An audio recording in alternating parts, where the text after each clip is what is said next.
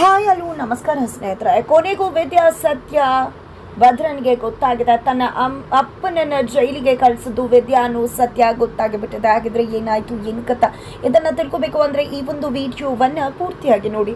ಇಲ್ಲಿ ಭದ್ರ ಅತ್ತೆ ಮನೆಗೆ ಬಂದಿದ್ದಾರೆ. ಇಲ್ಲಿ ಅತ್ತೆ ಮನೆ ಮುಂದೆ ಯಾರೋ ಒಬ್ರು ಕುಡ್ಕ ಬಂದಿದೆ, ಗಲಾಟೆ ಮಾಡ್ತಿರ್ತಾರೆ. ಅಲ್ಲಿಗೆ ಭದ್ರ ಹೋದಾಗ ಅವ್ರ ತಂದೆ ಬಗ್ಗೆ ಕೆಟ್ಟದಾಗಿ ಮಾತಾಡ್ತಾರೆ. ಇದರಿಂದ ಭದ್ರ ಅವ್ರ ಮೇಲೆ ಸರಿಯಾಗಿ ದಾಳಿ ಮಾಡ್ತಾರೆ, ಸರಿಯಾಗಿ ಹೊಡೆದು ಬುದ್ಧಿ ಕಲಿಸ್ತಾರೆ.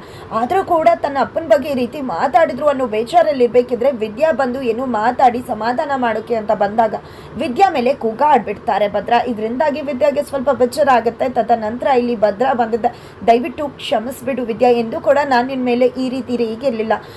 ಅಪ್ಪನ ಬಗ್ಗೆ ಯಾರೇ ಮಾತಾಡಿದ್ರು ಕೂಡ ನನಗೆ ಖಂಡಿತ ಸಹಿಸೋಕ್ಕಾಗೋದಿಲ್ಲ ಅಂದಾಗ ನನಗೆ ಗೊತ್ತಾಗುತ್ತೆ ಬಿಡಿ, ನೀವೇನು ಅನ್ಕೋಬೇಡಿ, ನಾನೇನು ಬೇಜಾರು ಮಾಡ್ಕೊಂಡಿಲ್ಲ ಅಂತಾನೆ ವಿದ್ಯಾ ಹೇಳ್ತಿದ್ದಾಳೆ. ಜಸ್ಟ್ ಭದ್ರಂಗೆ ಯಾರು ಅಪ್ಪನ ಬಗ್ಗೆ ಮಾತಾಡಿದ್ರು ಅಂದ್ರೆ ಇಷ್ಟು ಕೋಪ ಬರುತ್ತೆ. ಇನ್ನೇನಾದ್ರೂ ಅಪ್ಪನ ಜೈಲಿಗೆ ಕಳ್ಸಿದ್ದು ತನ್ನ ಹೆಂಡತಿ ವಿದ್ಯಾ ಅಂತ ಗೊತ್ತಾದ್ರೆ ಏನಾಗ್ಬೋದು, ಖಂಡಿತ ಅದು ಬೇರೆದೇ ತೆರವು ತಗೊಳುತ್ತೆ. ಕೊನೆಗೂ ಇಲ್ಲಿ ಪಾರ್ಟಿ ಮಾಡುವುದಕ್ಕೆ ಜಯ ಹಾಗೆ ಹನುಮಂತು ಇಬ್ರು ಕೂಡ ಬಂದಿದ್ದಾರೆ.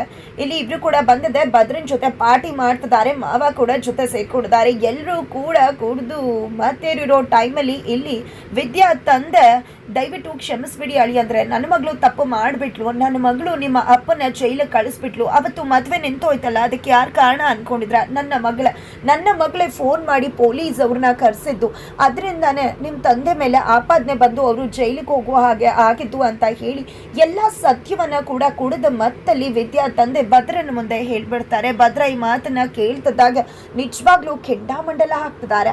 ಹಾಗಿದ್ರೆ ಕೊನೆಗೂ ವಿದ್ಯಾ ಸತ್ಯ ಭದ್ರನ ಮುಂದೆ ಬಟಾಬೈಲಾಗಿದೆ.